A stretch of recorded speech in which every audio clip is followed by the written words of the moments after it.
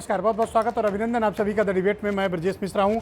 बहनों भाइयों, खेती कानून ने पूरे देश भर में कोहराम मचा रखा है। आज 30 दिन हो गए, 30 रातें बीत चुकी हैं। दिल्ली बॉर्डर पर देश का किसान आंदोलनरत है, धरनारत है और प्रदर्शन कर रहा है। शायद देश ने पहले कभी यह स्थिति बहुत लंबे समय से नहीं देखी थी कि इस देश का अन्नदाता सड़कों पर उतरकर दिल्ली बॉर्डर को घेर लेगा, दिल्ली बॉर्डर पर धरना और प्रदर्शन करेगा। उत्तर प्रदेश में गाजियाबाद का बॉर्डर और हरियाणा से जुड़े हुए 3 बॉर्डर ये पूरी तरह से ब्लॉक हैं और इन पे तो धरना और प्रदर्शन किसानों का लगातार जारी है। सर्दी के सितम वाली 30 रातें बीत चुकी हैं, लेकिन इन 30 रातों में भारत की हुकूमत कोई भी समाधान इस मसले का नहीं खोज पाई है। ये बहुत ही चिंता का विषय है और इस पर व्यापक विचार विमर्श होना चाहिए। सिविल सोसाइटी को भी आगे आना चाहिए और इस गतिरोध को समाप्त करने की पहल करनी चाहिए। आखिर भारत की हुकूमत और भारत के किसानों के बीच ये गतिरोध क्यों? आज प्राइम मिनिस्टर नरेंद्र मोदी ने जब ये कहा कि ये कानून किसानों के हित में है, किसानों के हक में है और इससे किसानों की तकदीर बदलेगी, लेकिन किसान इस बात को लेकर कन्विंस नहीं है। उन्हें लगता है कि खेती के ये तीनों कानून लागू होने के बाद वो बर्बाद हो जाएंगे। उनको उनकी फसल का, उपज का ठीक मूल्य नहीं मिल पाएगा, मंडियां समाप्त होंगी, कॉन्ट्रैक्ट फार्मिंग में उनकी जमीनें ले ली जाएंगी और औने पौने दाम उनका कृषि उत्पाद लिया जाएगा। भारत वो देश है बहनों भाइयों, हमें याद करना चाहिए अपनी पीढ़ी और अपना इतिहास। कोई भी मुल्क और कोई भी समाज तरक्की तब करता है जब वो अपने इतिहास से सबक लेता है, और भारत को आज इस मोड़ पर अपने इतिहास से सबक लेने की जरूरत है। हम वो मुल्क हैं, हम वो 130 करोड़ का देश है बहनों भाइयों। जब अंग्रेज ये देश छोड़कर गए थे, अगले 20 साल तक भारत में खाने के लाले थे। इस देश ने अन्न का भीषण संकट देखा। इस देश ने देखा कि गरीबी और भुखमरी क्या होती है, किस प्रकार अंग्रेजों ने भारत को लूटा और खुद को समृद्ध किया। ब्रिटिश हुकूमत ने भारत को बर्बाद करने में और कृषि की व्यवस्था को तहस नहस करने में कोई कमी नहीं छोड़ी थी। हमें नहीं भूलना चाहिए कि 20-25 सालों तक भारत के समक्ष खाद्यान्न का अप्रतिम संकट था। लोग गरीबी और भुखमरी में जीवन यापन करते थे। गेहूं तो केवल बड़े लोगों को नसीब होता था, या मेहमानों के आने पर गेहूं की रोटियां बनती थी या पूड़ियां बनती थी। मोटा अनाज खाते थे लोग, जौ, बाजरा, चावल भी मोटा मिलता था। किस प्रकार जीवन यापन करता था ये देश। उसके बाद हरित क्रांति और भारत में कृषि के क्षेत्र में हुए परिवर्तन और इस देश के मेहनतकश किसानों ने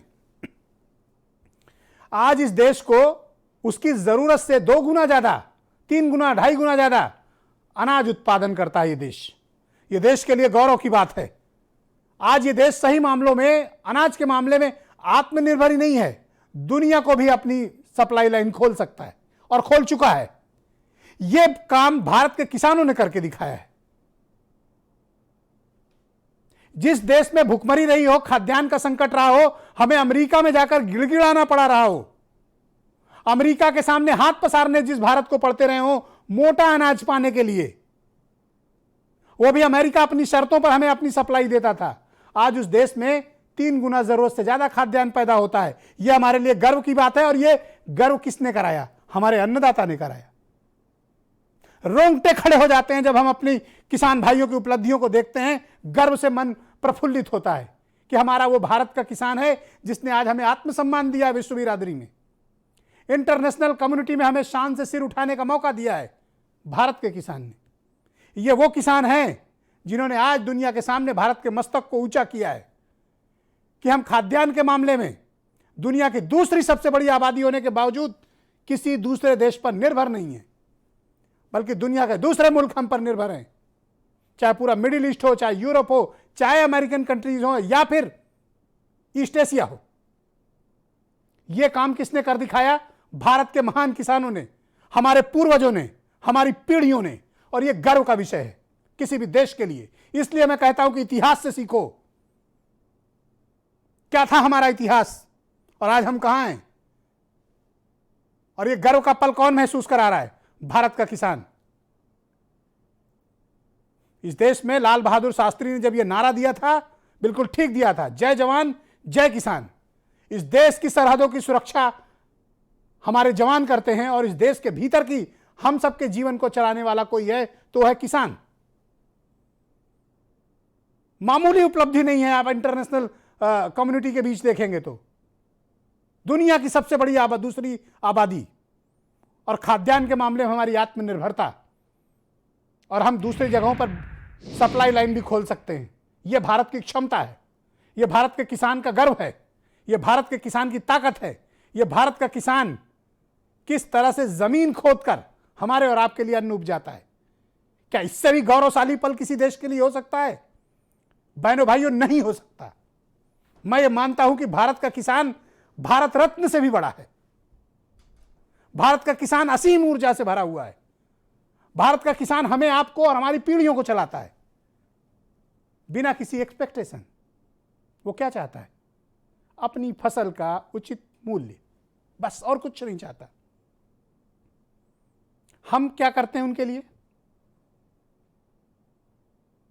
ना तो उनको समय से खाद उपलब्ध है, ना हम उनको बेहतर सिंचाई की व्यवस्था दे पाए हैं, ना हम उनको सस्ते दाम पर डीजल दे पाए हैं, ना हम उन्हें दूसरी सब्सिडी दे पाते हैं, और अगर वो फसल उपजाते हैं तो हम उन्हें मूल्य भी नहीं दे पा रहे हैं। किस बाजार में कौन बेचने जाएगा? कौन सी बाजार तैयार है इस वक्त जहां पर किसान जाकर अपना उत्पाद बेच सकता है? मैं पूछना चाहता हूं।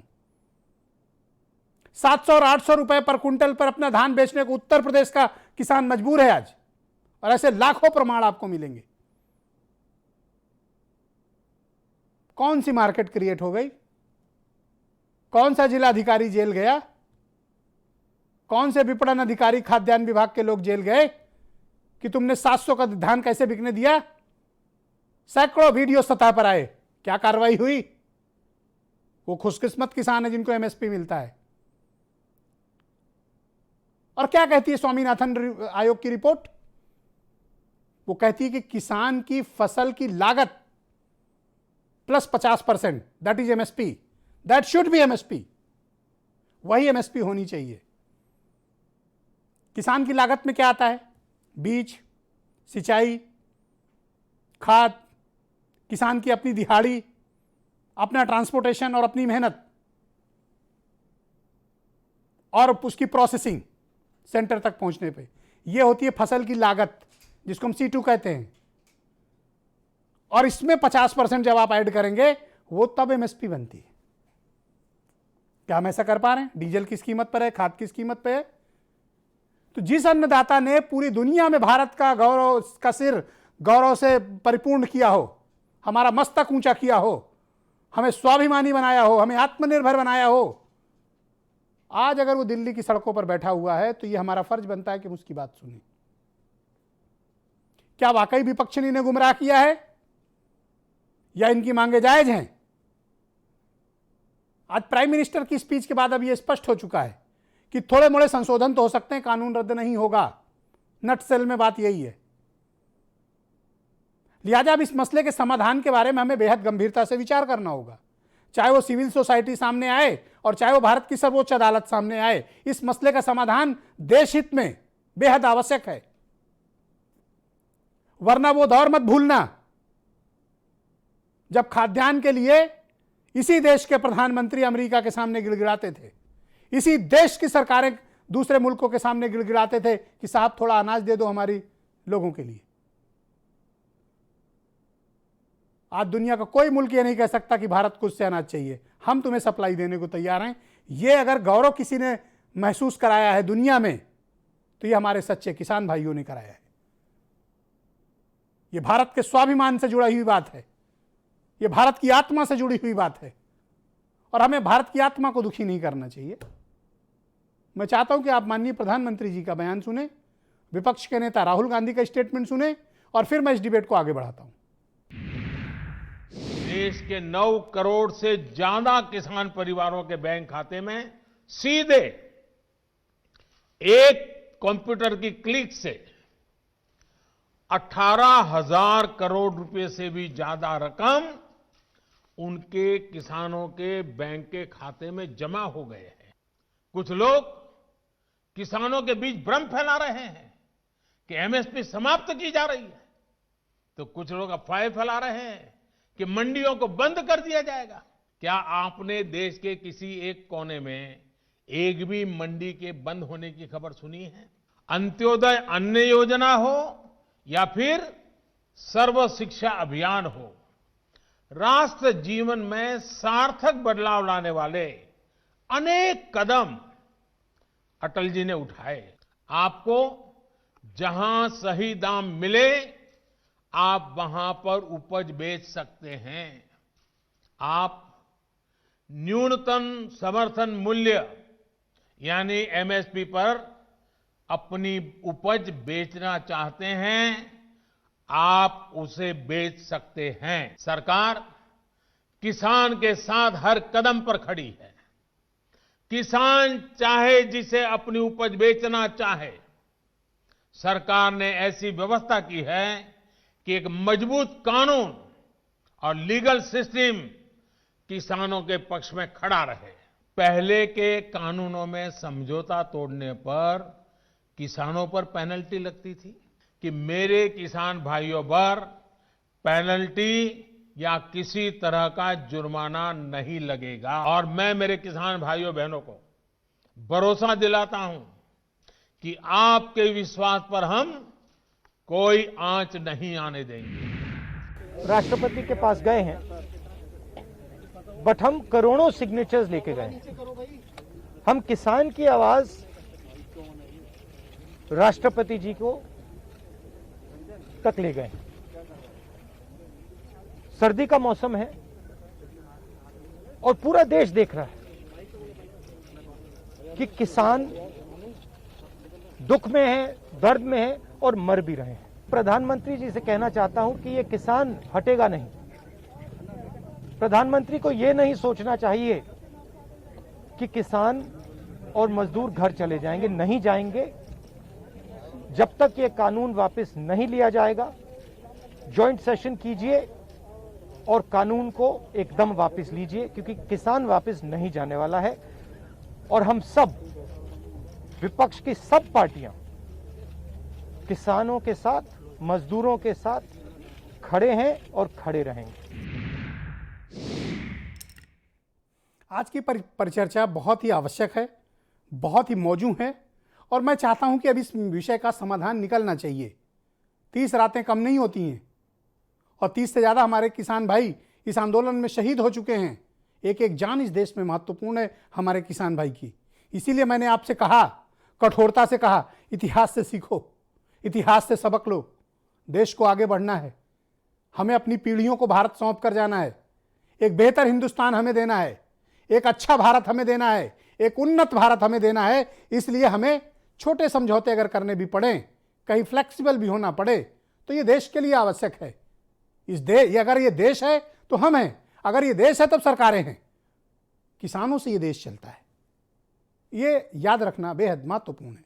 समीर सिंह भारतीय जनता पार्टी के प्रवक्ता हैं, जावेद अहमद कांग्रेस से हैं, कपिल श्रीवास्तव समाजवादी पार्टी से हैं, प्रोफेसर मनोज अग्रवाल जी बहुत ही जाने माने अर्थशास्त्री हैं, चौधरी पुष्पेंद्र सिंह किसान शक्ति संघ के अध्यक्ष हैं और वीरेंद्र सिंह जी हमारे स्टेट हेड। थोड़ी देर में वैभव महेश्वरी आम आदमी पार्टी के प्रवक्ता, वो भी हमें ज्वाइन करेंगे। बहुत बहुत शुक्रिया, बहुत धन्यवाद आप सभी का इस कार्यक्रम में मेरे साथ शिरकत करने के लिए। चौधरी पुष्पेंद्र जी, मैं कार्यक्रम की शुरुआत आपसे चाहता हूँ।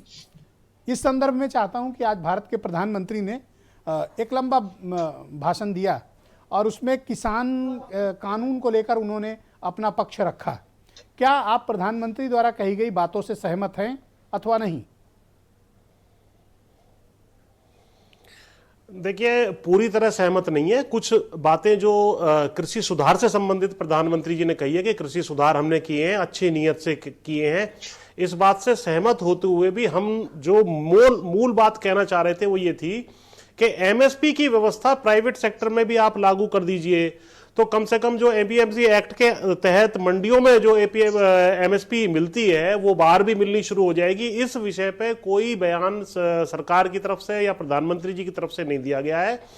और 6,000 रुपए वाली जो बात इन्होंने कही है कि 6,000 रुपए हम दे रहे हैं, मैं आपके दर्शकों को कोई भी खाद्यान्न खरीदता है तो वो एमएसपी से नीचे ना खरीदे, इस तरह का कानून बने, आप ये चाहते हो? बिल्कुल बिल्कुल, हम यही चाहते हैं कि जो एमएसपी की 23 फसलें हैं आज की तारीख में, उन फसलों के एमएसपी से नीचे कोई भी ना खरीद सके, सरकार हो, निजी क्षेत्र का व्यापारी हो, चाहे कोई भी एक्सपोर्टर हो, प्रोसेसर हो, तो वो उससे एक बेसिक सिक्योरिटी जो है किसान को मिल जाएगी। और जो आपने कहा कि लागत का 1.5 गुना C2 कॉस्ट जो जिसको कहते हैं हम, कृषि लागत मूल्य आयोग के अनुसार उसकी 1.5 गुना दिया जाए, ये बात हम कह रहे हैं। 6,000 रुपए की जो बात इन्होंने कही है, 6,000 रुपए का स्वागत तो है, लेकिन हमने बार बार कहा है इस राशि को बढ़ा करके 24,000 रुपए करिए। इसके मुकाबले जब आप कहते हैं चीन से हमें मुकाबला करना है, OECD कंट्रीज से करना है, तो वहां प्रतिवर्ष अपने किसानों को 17 लाख करोड़ रुपया दिया जा रहा है। खाद्यान्न उत्पादन के मामले में 6,000 का बजट 75,000 मैंने तथ्य रखा भारत के बारे में, क्या ये तथ्य ठीक है? हम लोग अपनी जरूरत से अधिक अनाज का उत्पादन कर लेते हैं, ये हमारी बेहतरी है और ये भारत के लिए बिल्कुल ठीक बात है? नहीं, देखिए ब्रजेश जी, बिल्कुल सही आपने कहा कि जब हमारा देश आजाद हुआ था 1950 में, उस वक्त हमारे यहाँ खाद्यान्न का उत्पादन मात्र 5 करोड़ टन था। आज 30 करोड़ टन है। जमीन कोई रबड़ की तरह खिंच नहीं गई है। हमने अपना खून पसीना लगा करके उत्पादकता बढ़ाई है, अच्छे खाद बीज डाल करके उसको बढ़ाया है, और पॉपुलेशन जो थी हमारी वो 30-35 करोड़ थी, वो बढ़कर के 140 करोड़ होने के बावजूद भी हमारे खाद्यान्न आज भरे हुए हैं। कोविड काल में आपने देखा होगा कि 5-5 किलो अतिरिक्त अनाज देने के बावजूद भी हमारे पास खाद्यान्न का भंडार था। हमारे किसान भाइयों का अचीवमेंट है? देखिए, मेहनत तो किसानों ने ही की है निश्चित रूप से। अच्छे खाद बीज उपलब्ध कराने में, रिसर्च में कहीं ना कहीं जो है भारत सरकार का भी सहयोग रहा है। केवल ये कह देना कि केवल किसानों ने कर लिया, ये भी सही नहीं है। सारी चीजों ने, एग्रीकल्चर साइंटिस्ट जैसे स्वामीनाथन साहब स्वयं थे, उन्होंने उन्नत बीज जो है गेहूं के लाए, और विशेषकर जो पंजाब और हरियाणा के हमारे किसान भाई हैं, उन्होंने बड़ी जबरदस्त मेहनत करी और खाद्यान्न का जो है टोकरा वो बन गए और उसको भरने का काम किया। आज हम एक्सपोर्ट करने की पोजीशन में अभी ये गतिरोध लगातार जारी है, 20 दिन हो चुके हैं, लेकिन समाधान नहीं निकल रहा है किसान का है। तो अब आगे का रास्ता क्या है? क्या ये डेडलॉक चलेगा? देखिए, आगे का रास्ता तो आदरणीय सुप्रीम कोर्ट ने जो सुझाया है वो सबसे सही है। एक तरफ किसान अड़े हुए हैं कि साहब हम बिना बिल को वापस लिए नहीं मानेंगे, सरकार कह रही है हम वापस नहीं लेंगे, तो बीच का रास्ता ये हो सकता है कमेटी फॉर्म हो सुप्रीम कोर्ट की निगरानी में। तब तक के लिए, जब तक वो कमेटी निर्णय पर ना आए, तब तक इनको सस्पेंड कर दीजिए, कानूनों को स्टे लगा दीजिए। इसमें कौन सी आफत आ जाएगी? जो कानून 70 साल से नहीं थे तो 1-1.25 साल 2 साल के लिए और वो हट जाएंगे, तब तक कमेटी अपना निर्णय दे दे और एक बीच का रास्ता निकल सकता है, क्योंकि इसके अलावा कोई और रास्ता मुझे निकलता हुआ दिखाई नहीं दे रहा है। समीर सिंह भारतीय जनता पार्टी के प्रवक्ता हैं, मेरे साथ जुड़ चुके हैं। समीर जी, बहुत शुक्रिया आपका। आज प्राइम मिनिस्टर की स्पीच के बाद भी किसानों का ये गतिरोध जारी है, उनका आंदोलन लगातार जारी है, आप उन्हें समझाने में नाकाम रहे हैं? नहीं ब्रजेश जी, देखिए, हम समझाने में नाकाम रहे या वो समझने में थोड़ी कठिनाई हो रही है, ये तो आगे आपको पता चलेगा। आपने 2 नेताओं का बयान दिखाया है आज, और आपने अपनी इस बात की शुरुआत आज़ादी के आंदोलन से की और किसान उत्पादन से की। इन दोनों महत्वपूर्ण विषयों पर भी चर्चा होनी चाहिए। और पुष्पेंद्र जी ने 1947 के बाद की स्थिति और आज 2020 में हम कहाँ खड़े हैं, इसकी स्थिति की चर्चा की। निश्चित रूप से थोड़ा सा अलग हटके आप इस काम को करते हैं और करेंगे, हमारी शुभकामना आपको। राहुल गांधी के बयान को सुनिए। उन्होंने कहा, साहब किसान आंदोलन खत्म नहीं होगा, किसी कीमत पर नहीं होगा। सरकार के कृषि मंत्री नरेंद्र सिंह तोमर जी कहते हैं कि हमारे किसानों के बीच में कोई लड़ाई नहीं, हम किसानों के हित के लिए काम कर रहे हैं। 2-3 समस्याएं हैं, उस पर हम सुलझा लिए हैं, चाहे वो MSP का सवाल है, चाहे वो मंडी का सवाल है, चाहे कॉन्ट्रैक्ट फार्मिंग का सवाल है। किसान सहमत है, अगर लिख के भी देना होगा तो हम उनके साथ समझौता भी करेंगे। उनकी डिमांड अगर लिखित देने की है तो मैं लिखित भी दूंगा। और देश के प्रधानमंत्री आदरणीय नरेंद्र मोदी पर आज पूरा देश भरोसा करता है, और आदरणीय प्रधानमंत्री जी ने कहा कि MSP नहीं खत्म होगी, मंडी नहीं खत्म होगी। ऐसे बहुत सारे सवालों का जवाब उन्होंने दिया। और मैं बड़े शौक से, बड़े आपसे सलीके से कहना चाहता हूं ब्रजेश जी, कि प्रधानमंत्री जी ने अपने संबोधन में कहा था कि किसान हमारे लिए भगवान है। भारतीय जनता पार्टी की सरकार 14 में आई, नरेंद्र मोदी जी प्रधानमंत्री बने, देश के 5 बड़े खाद कारखाने यूरिया के बंद थे, उन्होंने पैकेज देके उन खाद कारखानों को चलाया जिसमें गोरखपुर का भी खाद कारखाना था। देश में 2017 में उत्तर प्रदेश में हमारी सरकार बनी, योगी जी मुख्यमंत्री बने। समीर सिंह जी, प्रधानमंत्री की स्पीच के बाद भी जी किसानों ने ठुकरा दिया है उनके बयान, उनकी बातों को, ब्रजेश और जी, वो कि आंदोलन पर अड़े लोकतंत्र हुए में- हैं। तो लोकतंत्र अब इसका में- रास्ता क्या है? ये नहीं, गतिरोध ब्रजेश यूं ही जी, चलता रहे? आप क्या चाहते हैं? गतिरोध है ही नहीं, गतिरोध है ही नहीं। किसान हमारे परिवार के हैं। वो जिन मांगों को लेके जो गलतफहमी उनको पैदा की गई है, हम उनसे बात किए हैं 5 राउंड की, 6ठे राउंड की भी करेंगे, हम उनका समाधान करेंगे। अरे वो हमारे भैया, लिए 30 दिन भगवान से है। बॉर्डर पे किसान बैठा और आप बार बार कह रहे हो कि ब्रजेश जी, विपक्ष गुमराह कर रहा ब्रजेश है। जी, तो एक काम करो ना, उन्हीं के बीच चले जाओ, जाके सॉर्ट आउट कर लो नहीं, मामला। जाएंगे ये जाएंगे, प्रदर्शन क्यों खत्म नहीं जाए? कराओ हम ना। उनसे बाहर ये का है। आंदोलन खत्म होना चाहिए। हम उनसे बाहर का। आज उत्तर प्रदेश के अंदर 3000 किसान पंचायतें हुई, हमारे सभी नेता किसानों के बीच में गए, कार्यक्रम हुए, बड़े बड़े कार्यक्रम हुए। हमने उनके तो ये जो उनको बॉर्डर पे किसानों बैठे को हैं, ये उपलब्धियों नकली की किसान बता- हैं क्या? नहीं नहीं, नकली किसान असली किसान कुछ नहीं होता ब्रजेश जी, सब किसान है। वो भारत के नागरिक है और आदरणीय प्रधानमंत्री जी ने सदैव कहा है कि 125 ओके। करोड़ की मैं आबादी आपके मित्र हमारी कपिल आबादी श्रीवास्तव को है आमंत्रित करना चाहता हूं। और उसकी चिंता जी, करना thank you। हमारा काम है। इस नाते वो हमारे भाई है। Thank you. वो हमारे भाई है। All right, thank हम you। उनको कभी अलग नहीं करते Thank you। Brajesh ji. Thank you। लेकिन ये जरूर है कि अगर वो गुमराह है तो हम उन्हें समझाएंगे, मैं उनको समझ रास्ते गया पर जी। लाएंगे। गुमराही है किसान, कोई बात नहीं। कपिल श्रीवास्तव जी, 30 दिन हो गए, 30 सर्द रातें। आज हालत यह है कि हम आप अपने घरों में किस प्रकार से सोते हैं, कितनी ठंड में, इसका एहसास उत्तर भारत के और विशेष तौर पर उत्तर प्रदेश पंजाब के लोग कर सकते हैं। उसके बावजूद खुले आसमान के नीचे लाखों किसान धरना प्रदर्शन कर रहा है। ये गतिरोध लगातार जारी है। सरकार कह रही है कि हम समझा रहे हैं और विपक्षी ने गुमराह कर रहा है। मैं सिर्फ ये जानना चाहता हूं कि इस संकट का समाधान क्यों नहीं? ब्रजेश जी, आज 25 तारीख है दिसंबर और आज सर्वमान्य हमारे नेता अटल बिहारी वाजपेयी जी का जन्मदिन भी है। मैं उन्हीं की बातों से शुरुआत करूं। उन्होंने एक बात कही थी कि छोटे मन से कोई बड़ा नहीं होता और टूटे मन से कोई खड़ा नहीं होता। लेकिन आज भारतीय जनता पार्टी में उनके ही नेता उन्हें आदर्श मानना छोड़ दिए।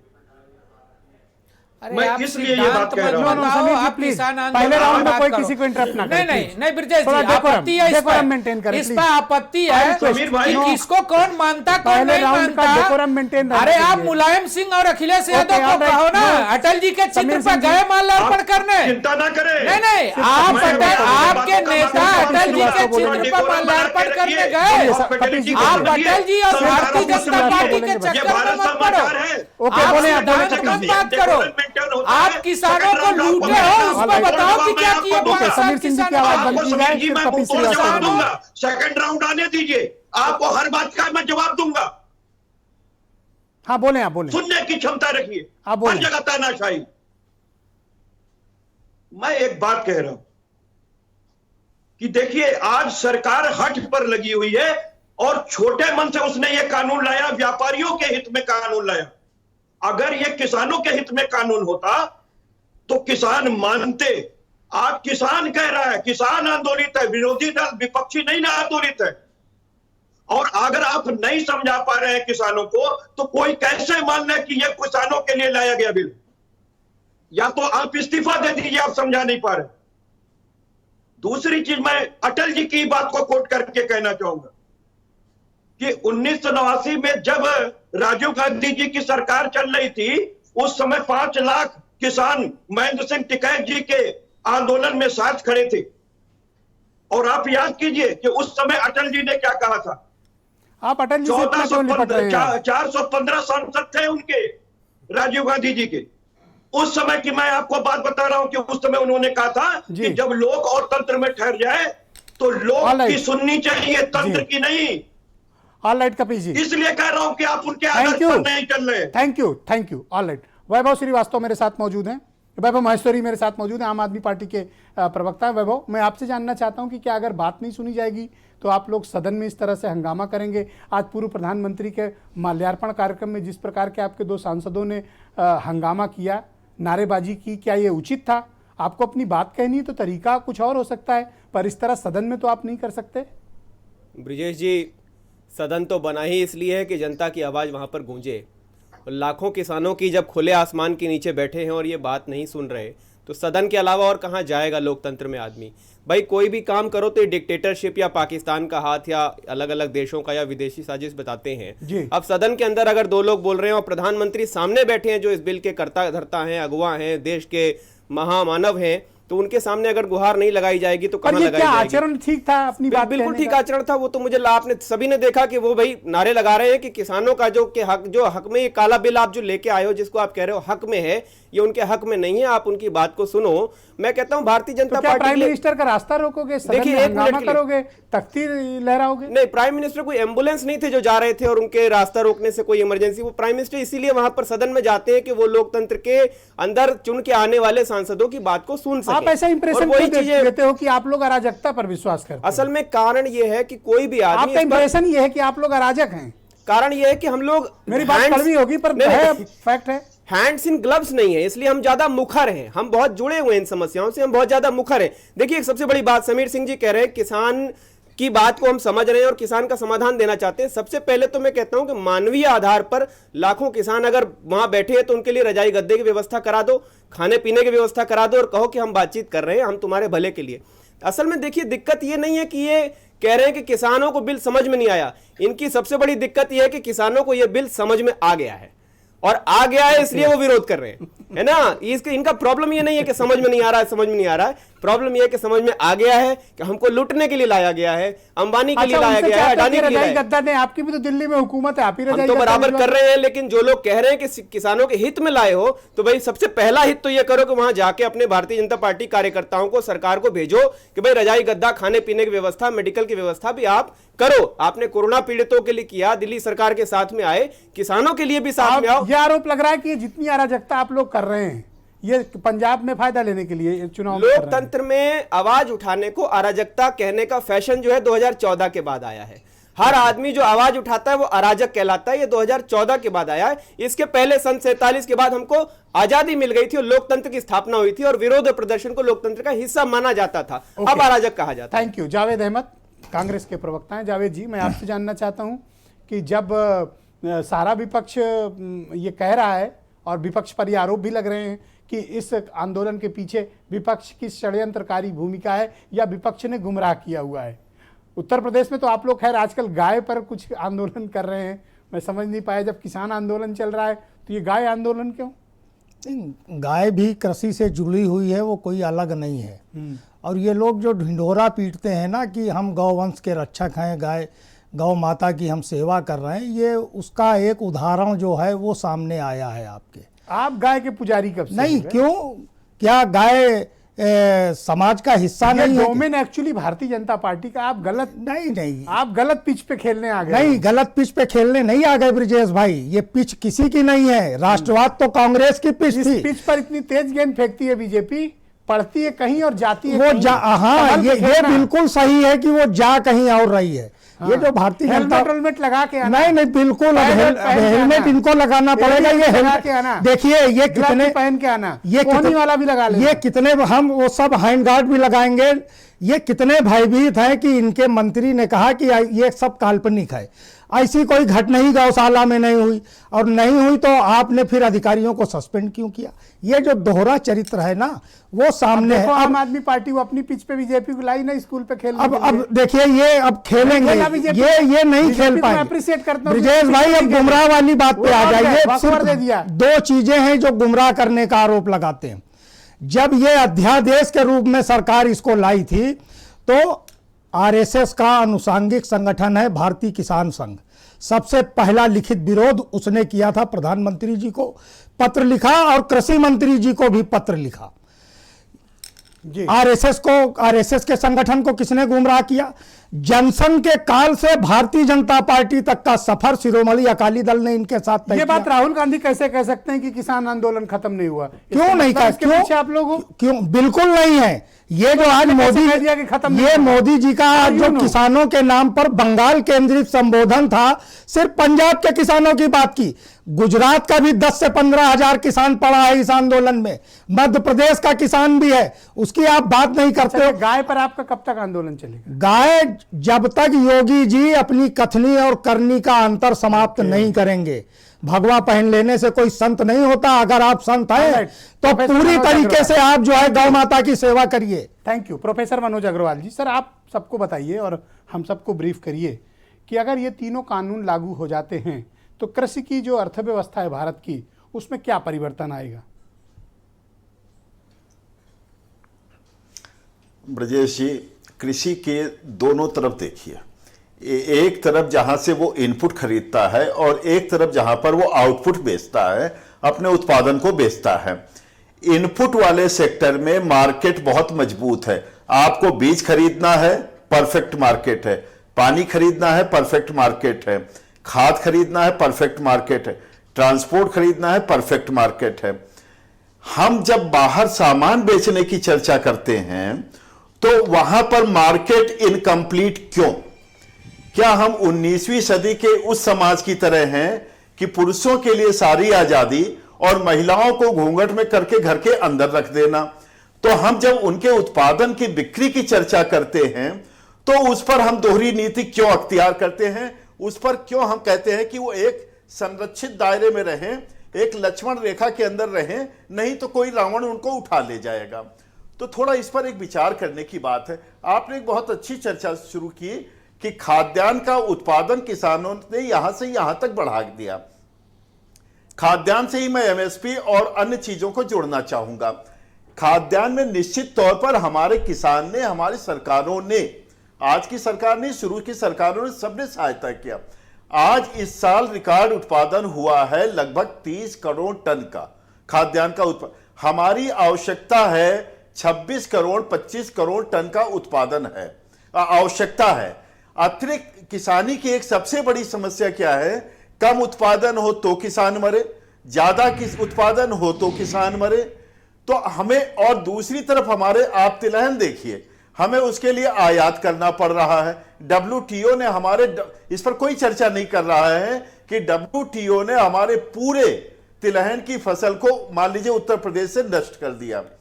हमको यह देखना होगा, छोटे किसानों की उत्पादन लागत लगातार बढ़ती चली जा रही। बड़े जहां पर 20 फीट पर पानी मिलता था, ब्रजेश याद करिए अपने बचपन को, आज वहां पर 200 फीट, अगले 3 साल में 250 फीट। लगातार किसानी की लागत बढ़ रही है। हमें लागत कम करने की ओर भी चिंता करनी है। उन छोटे किसानों की भी चिंता करनी है जिनको मार्केट में नहीं बेचना है। हमें उनकी भी चिंता करनी है जहां पर जी एमएसपी लागू नहीं है। सर, मैं, और जैसे मेरा कंफ्यूजन है इसकी सर, ये किसानों के लिए है या फिर ट्रेड और कॉमर्स के लिए ये कानून लाया गया है? देखिए, एक चीज मैं बता दूं, किसी भी स्थापित समाज में, मार्केट में एक तरफा व्यवहार नहीं होता। एक को घाटा करा के दूसरे को लाभ कभी नहीं हो सकता। यदि दोनों को लाभ होगा तभी ये चल पाता है। तो हमें ये सोचना पड़े, क्या आज के दिन किसान को सारा माल सरकार को बिकता है? इस एक्ट के पहले क्या स्थिति थी? कोई इसका जवाब नहीं दे रहा है कि क्या इस एक्ट के पहले सब कुछ राम राज्य था? क्या वो स्वर्णिम युग था? किसानी क्यों बर्बाद हुई 50 सालों में, 70 सालों में? ग्रीन रिवॉल्यूशन के बाद, आप जरा इसको चिंतन करिएगा ब्रजेश जी, ग्रीन रिवॉल्यूशन आने के बाद हमारे 80 में आवश्यकताएं पूर्ति हो गई थी। हमने उस समय से किसानी को क्यों नहीं आगे दूसरे रूप में परिवर्तित किया? पर इसका एक बड़ा गंभीर खतरा भी है प्रोफेसर अग्रवाल। 91 का आया। खतरा यह है कि अगर हमने निजीकरण कर दिया खेती का, तो आज जो भारत की अर्थव्यवस्था की बैकबोन है वो निजीकरण में, निजी कंपनियों के चंगुल में फंसेगी। और हम अपने कृषि उत्पादों के लिए आज तक 80 के दशक से लेकर अब तक एक बेहतर मार्केट उपलब्ध करा पाए। मैं यही कह रहा हूं कि हमारी किसानी ऑलरेडी प्राइवेट सेक्टर में है।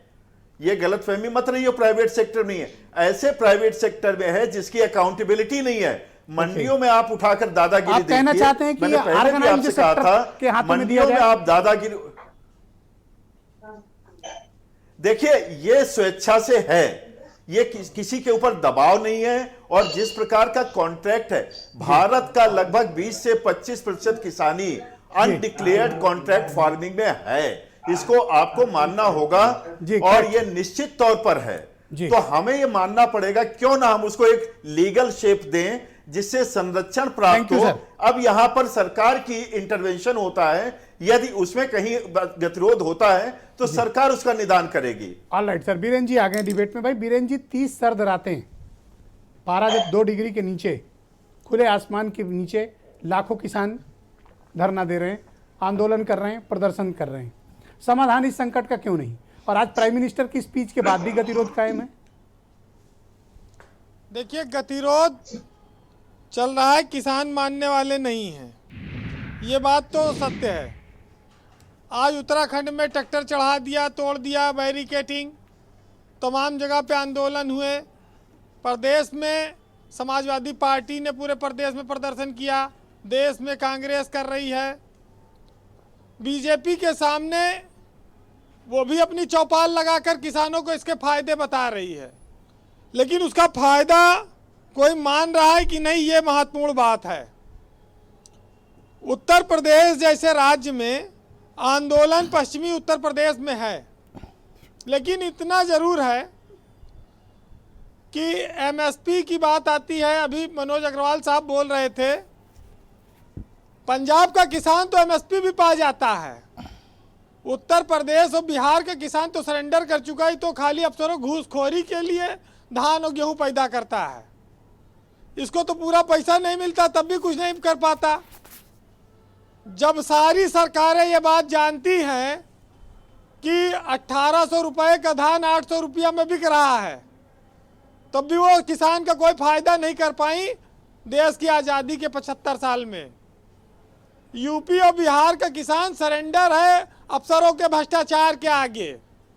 पंजाब का किसान साहसी है, वो भरपूर मूल्य लेता है हरियाणा का, इसलिए वो अड़ा है, ये भी कह सकते हैं जी।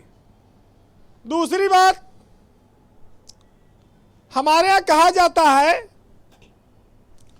कि जब घमंड और पेट ये दोनों किसी आदमी का निकल आता है, बहुत ज़्यादा हो जाता है, तो फिर वो किसी को गले नहीं लगा पाता, चाह कर भी। हम लोग का ठीक है वीरेन जी, वैसे ज़्यादा नहीं निकला।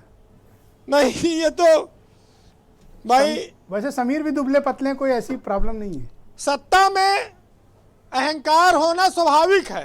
अहंकार आता रहा है, आज से नहीं, आदिकाल से।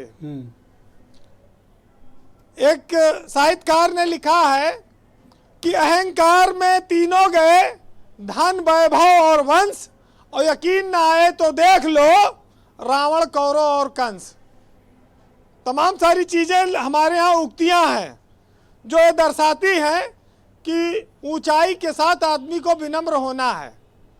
राजनीतिक दल है, लोकतंत्र की बात कहते हैं, लेकिन सत्ता हासिल होने के बाद पक्ष विपक्ष, छोटी पार्टी, बड़ी पार्टी, हिंदू मुसलमान, किसी की तो सुने। लेकिन इतना जान लीजिए कि हम घर के भीतर रजाई में बैठे हैं, तब भी ठंड लगती है, और जो आज खुले आसमान के नीचे सड़क पर लेटा है, उसको कितनी ठंड लग रही होगी। इसका एहसास अगर नहीं हो रहा है तो हम अपने आप को इंसान कैसे कह सकते हैं? हम किसान पुत्र, किसान का देश, किसान को भगवान कैसे कह सकते हैं? लेकिन समस्या यही ब्रजेश जी कि हाथ ठंड में और दिमाग घमंड में, ये दोनों काम करते नहीं हैं। और यही वजह है कि आज अटल जी का जन्मदिन है। उन्होंने बहुत पहले बहुत सारी चीज़ें राजनीति पर लिखी थी, लेकिन आज अटल के जन्मदिन पर बहुत ऐतिहासिक कार्यक्रम बीजेपी ने किया। 9 करोड़ किसानों के खाते में 18,000 करोड़ रुपया बीजेपी ने दिया। ये 4 महीने में एक बार 2-2 हज़ार रुपया देते हैं। अटल जी की जयंती थी, उनका जन्मदिन है, बीजेपी ने किसानों के लिए कार्यक्रम भी आयोजित किया था। खूब खीर तगड़ी बनी हुई थी, एकदम महकती हुई घी में एकदम, और दूध मलाई एकदम पड़ी हुई थी खीर में। लेकिन आज संजय सिंह ने उसमें मक्खी डाल दी। आज संजय सिंह ने लोकसभा में कार्यक्रम के दौरान, मैंने इसीलिए कहा ये अराजक लोग हैं। अब ये अराजकता कहिए, राजनीति में अपनी बात कहने का तरीका, वो भी सांसद हैं। आम आदमी पार्टी के 2 सांसदों ने जिंदा मक्खी मार के डाल दी खीर में, और सबने देख लिया। अब वो खीर फेंकनी पड़ी, कोई रास्ता नहीं है। भाई बात तो सुननी पड़ेगी सबकी। अगर किसान पंजाब, हरियाणा, उत्तर प्रदेश का आंदोलित है तो उससे जाके बात करें बीजेपी के नेता। ये उत्तराखंड के किसानों को क्या हो गया अचानक से, ये क्यों ट्रैक्टर लेके पहुंच रहे हैं? ऊधम सिंह नगर में सब पंजाबी ही हैं। अपने पीलीभीत में, लखीमपुर में, तराई के इलाकों में बहुत पंजाबी लोग बसे हैं, तो स्वाभाविक है कि असर तो जाएगा ही। जी देखिए, अटल जी ने कहा था, अटल को पूरा हिंदुस्तान मानता है।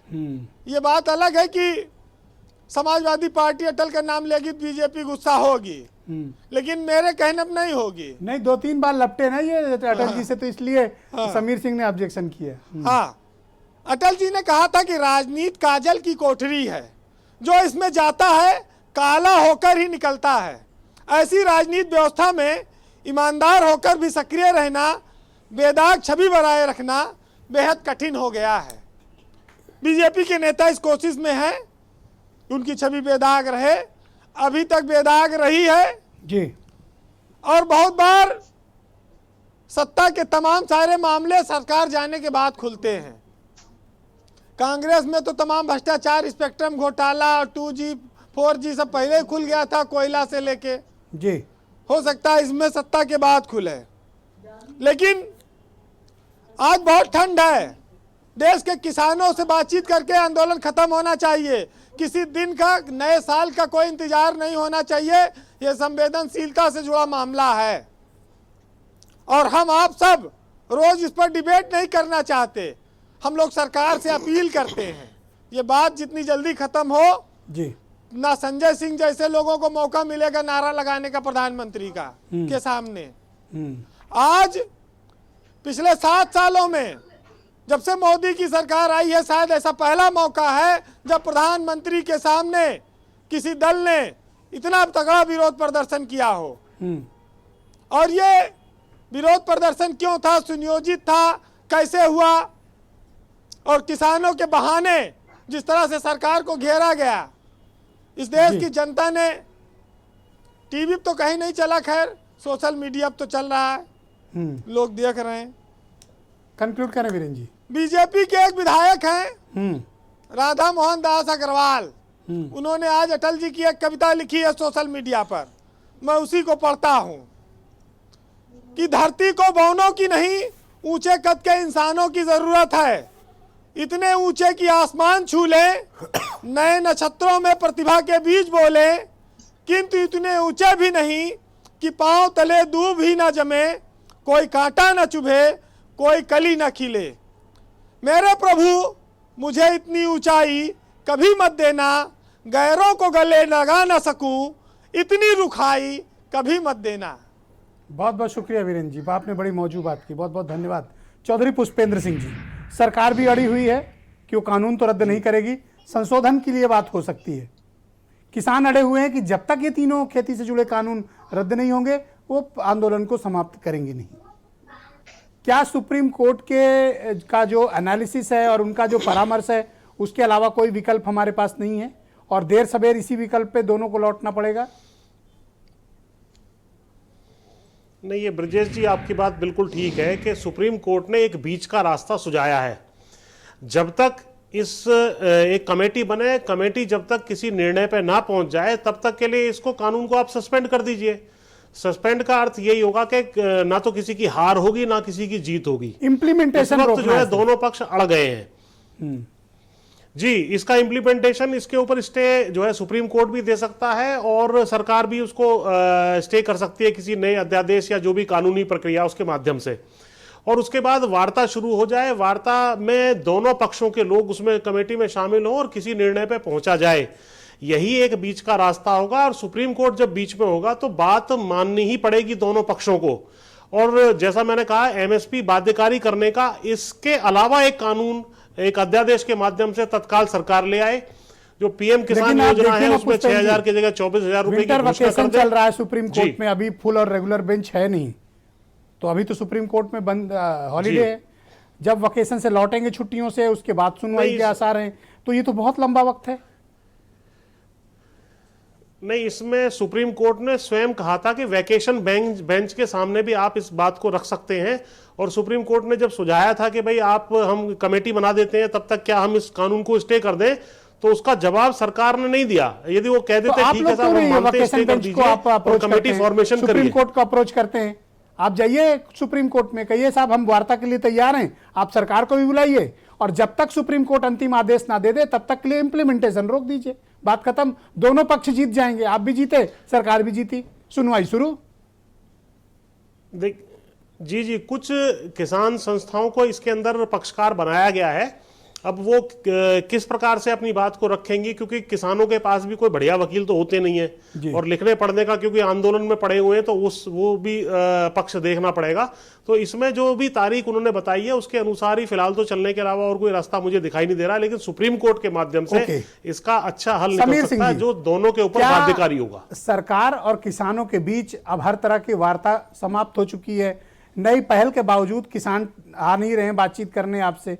क्या ये सही वक्त है कि भारत की सुप्रीम कोर्ट आपके और सरकार के और किसानों के बीच एक समझौता करा दे, या एक बातचीत करा दे और कोर्ट में हियरिंग शुरू हो, एक समाधान निकले? कहीं कोई गतिरोध है ही नहीं। देश के कृषि मंत्री आदरणीय नरेंद्र सिंह तोमर जी ने पुनः चिट्ठी लिखी है, पुनः प्रस्ताव दिया है बातचीत के क्रम में। मैंने पहले भी कहा कि जो गलतफहमी है वो मुख्यतः 3 बिंदुओं पर है। एमएसपी के सवाल पर है, मंडी के सवाल पर है, कॉन्ट्रैक्ट फार्मिंग के सवाल पर है। उन तीनों बिंदुओं का समाधान 5 राउंड की वार्ता में हो चुका है। राहुल गांधी की जो भाषा है कि किसान आंदोलन नहीं खत्म होगा, मैं कांग्रेस के प्रवक्ता से पूछना चाहता हूं कि राहुल गांधी केरल में एमएसपी नहीं है, वायनाड से सांसद है केरल से, राहुल गांधी ने कभी एक चिट्ठी भी लिखी मुख्यमंत्री को कि साहब केरल के अंदर एमएसपी मिलनी चाहिए? दूसरा सवाल है, पुष्पेंद्र जी बैठे हैं पीछे, चौधरी चरण सिंह जी का चित्र लगाए हैं। रामाला शुगर मिल की क्षमता किसने बढ़ाई? भारतीय जनता पार्टी के मुख्यमंत्री योगी आदित्यनाथ ने। 10 साल में सपा और बसपा की सरकारों ने नहीं बढ़ाई। शुगर मिलों को किसने बेचा? सपा और बसपा की सरकारों ने। भाजपा के सरकार ने शुगर मिलों को चलाने का काम किया, चाहे वो मोहिद्दीनपुर रहा हो, पिपराइच रहा हो, मुंडेरवा रहा हो। धान की खरीद हमने की, आप कहते हैं धान की खरीद नहीं, मैं कहता हूं 4 साल से आप गन्ने की कीमत नहीं बढ़ा रहे हो। 4 साल में हमने 1,12,687 करोड़ रुपए दिया। ब्रजेश जी, पुष्पेंद्र सिंह ने पूछे 4 साल में अलीगढ़ की चीनी मिल बंद है, 18 करोड़ रुपया बताया है। आप तो कम से कम बोलने का समय दीजिए उनको बोलने आप तो कांग्रेस और सपा के प्रवक्ताओं की जगह पर मत बोलिए, हमको बोलने का समय दीजिए, सवाल का जवाब तो देने दीजिए। हाँ बोलिए ना। देखिए, आम आदमी पार्टी अभी कह रही थी साहब, कांग्रेस कह रही थी, मैं पूछना चाहता हूं कांग्रेस से कि राहुल गांधी जी अपनी सरकार में 10 साल तक सरकार में थे, मनमोहन प्रधानमंत्री थे, एमएसपी की गारंटी क्यों नहीं दिया? बंद खाद कारखानों को क्यों नहीं चलाया? उत्तर प्रदेश के अंदर समाजवादी पार्टी के साथ मिलकर सरकार चलाए, चुनाव लड़े, गन्ना किसानों का बकाया भुगतान क्यों नहीं दिया? 13-14 में 9 लाख मीट्रिक टन धान की खरीद हुई थी और 19-20 में 56 lakh metric ton, 56.5 lakh metric ton हमने धान की खरीद की है। पर गन्ना किसानों का तो आज भी 15,000 करोड़ बकाया है। नहीं ब्रजेश जी, आपको गलत जानकारी है, आपको गलत पता है, आपको गलत जानकारी है। और सहकारी दोनों क्षेत्रों में 15,000 करोड़ बकाया है। गन्ना किसानों आप अपना डेटा चेक करा लीजिए, का बकाया हो सकता है, पिछला कोई भी बकाया नहीं है। 15,000 करोड़ रुपए बकाया है। बकाया नहीं है। मैं नहीं जानता कि चौधरी पुष्पेंद्र जवाब क्यों नहीं दे पा रहे। 19-20 का हो सकता है, 18-19 का हो सकता है, लेकिन 19 से पहले का 1 रुपया भी बकाया किसी का नहीं है। किसी भी साल का हो 14 दिन में बकाया हो, जावेद अहमद आप नहीं आप बोलेंगे बीच उनसे में। क्यों नहीं पूछते जो प्रवचन देते हैं बैठ के आपके यहाँ? हाँ। उनसे क्यों नहीं पूछते? आप भी तो प्रवचन ही दे रहे हो ना, 4 साल से आपकी गवर्नमेंट है, सवाल तो आपसे पूछा जाएगा ना। सरकार में आप वो सवाल जवाब आप दोगे। आप बोलने नहीं देना चाहते, मैं तो टाइम दे रहा हूँ, आप गलत तथ्य रखोगे तो सवाल तो पूछूंगा ना। भाई 4 साल में हमने 1,12,000 करोड़ रुपए से ऊपर का भुगतान किया। सपा बताए 5 साल में कितने का भुगतान की, बसपा बताए कितने का भुगतान की। बताइए कपिल श्रीवास्तव, आप अहमद भी आप कपिल श्रीवास्तव बताए हाँ। कि कोरोना काल में बोलिए कपिल श्रीवास्तव, लोगों को राशन दिया। बोलिए कपिल श्रीवास्तव। कितने लोगों ओके, एक सेकंड, समीर सिंह रुकिए। जानबूझ के डिरेल कर रहे हैं। हाँ आप बोलिए। मैं स्पष्ट कह रहा हूं कि जब हमारी सरकार गई थी उस समय केवल 4,000 करोड़ रुपए का बकाया था। आज 15,000 करोड़ रुपए का बकाया है। आप शुगर मिले बेच रहे थे, ये गलत मिले बेच रहे थे कपिल जी। ये तो पेटेंसी है भारतीय जनता पार्टी की शुगर कि मिले वो बेच आंकड़ों रहे को बढ़ा थे। करके खड़ा करते हैं। 1,12,000 करोड़ रुपए का गन्ना 4 साल में उत्तर प्रदेश में नहीं हुआ। अरे किसान आंदोलन कर रहा है। 1,12,000 करोड़ रुपए से ऊपर गन्ना मूल्य भुगतान किसने किया? शर्म नहीं आती आपको? 4 साल में 1,12,000 करोड़ का गन्ना उत्तर प्रदेश में होता है। 4 साल में होता है। आप तो खेत के में भी नहीं जाते हो वकील साहब, ऊपर भेज दिया वकील साहब, आप तो खेत के में भी नहीं जाते हो।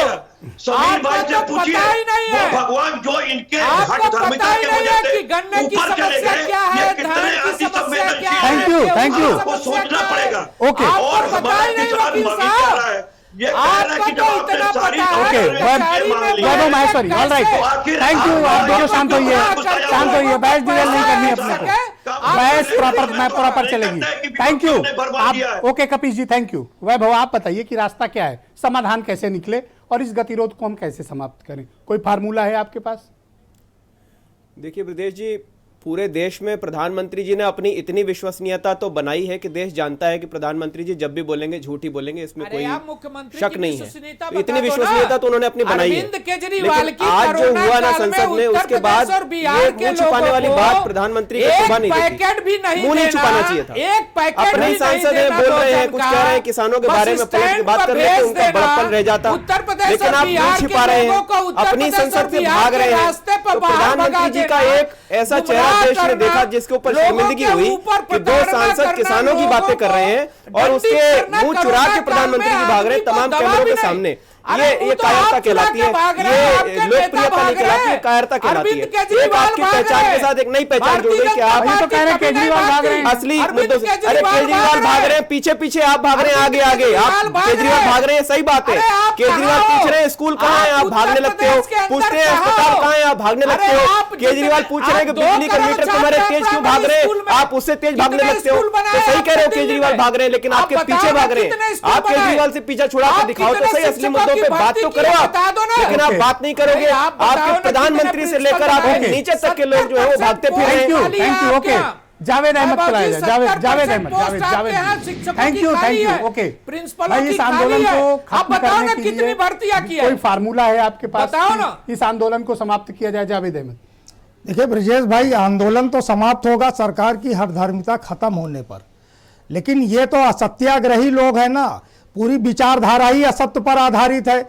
लगातार 6 वर्षों से प्रधानमंत्री जी ने असत्य के अलावा इस देश को दिया क्या है?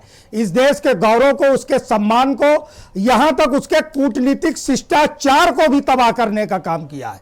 गए थे ट्रंप, अब की बार ट्रंप सरकार, ये कूटनीति है किसी देश के प्रधानमंत्री की? अरे छोड़िए, हम ट्रंप पे बात नहीं करते, हम ये जिस तरीके की राजनीति, ये किसान को कभी खालिस्तानी बताएंगे, कभी प्रायोजित बताएंगे, कभी फंड कहां से आ रहा।